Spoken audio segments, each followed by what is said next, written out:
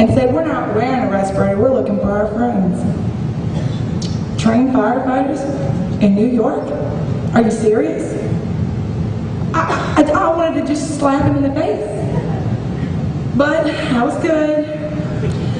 At any rate, you know, my children have broke out in 4 rashes. My child broke out in a rash the first time. I took her to Florida for 4 days. It magically cleared up. I brought her back. She broke out again. I left. She cleared up. Now today, she's broke out again. Not to mention that my beautiful, healthy, straight-A student, gorgeous daughter has a double ear infection, upper respiratory problems. I left and went to Baton Rouge, and as I drove back home, clearing the throat, the stickiness, the upper respiratory irritation.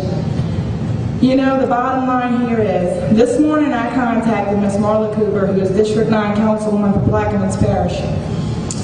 And Miss Marla has 3 grandchildren in our area, and she's just a great grandparent, a good mom. And I told her, Miss Marla, we have got to call for an evacuation of our area.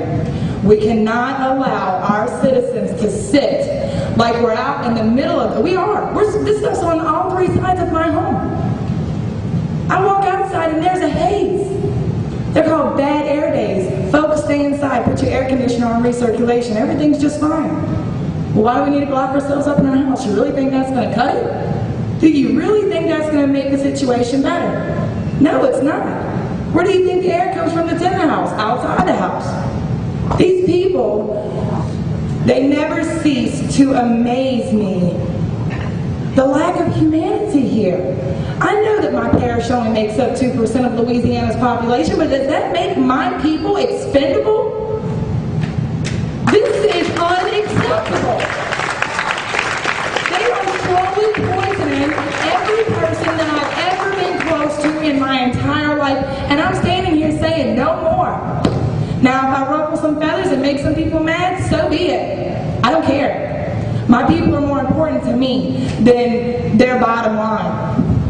And that is my bottom line. So basically, this whole Ponies and Balloons Act, if someone does not come in and properly oversee this response, our marsh now is being used as a boom, an absorbent boom, a big giant sponge.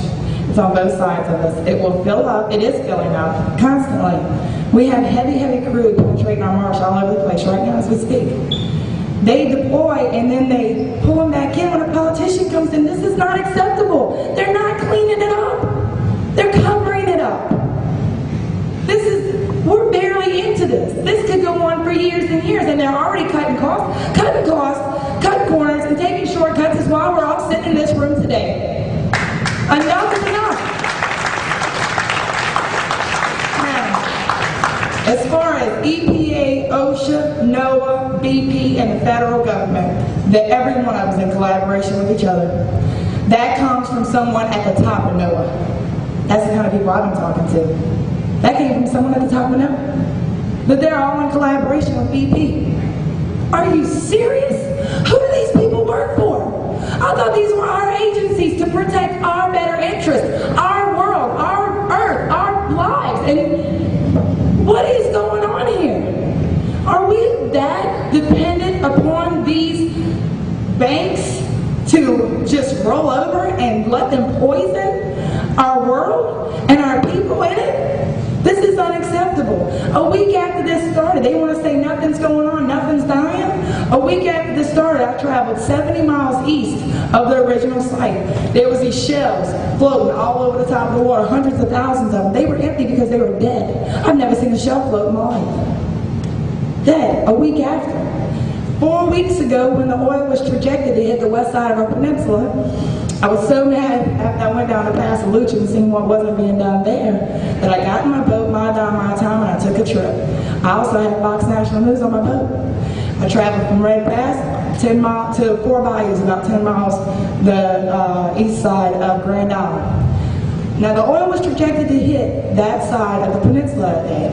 30 miles. I did not run into one response boat. I did not run into one piece of boom, hard or soft. 150 feet of sandbags on a 30-mile stretch of shoreline. This is unacceptable.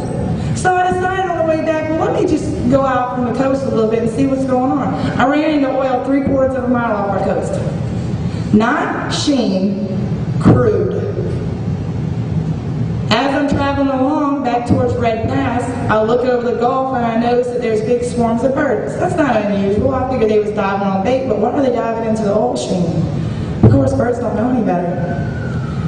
We traveled out towards the birds. I wanted to see what they were diving into. I want to know.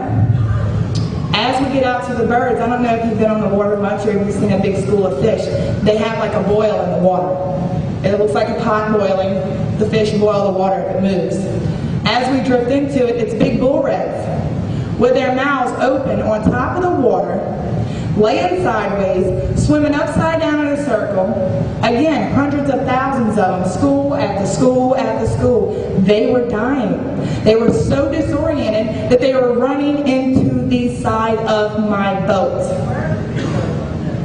That's a real good question. Fox National News swears it's on their website, but I've searched it up and down. I've even, you know what, I've got the cameraman's phone number in my purse right there. We can call him out there and find out exactly what it's up.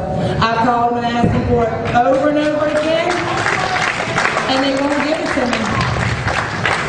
You know what, everybody's saying a media blackout, a media blackout. Yes ma'am, there is a media blackout.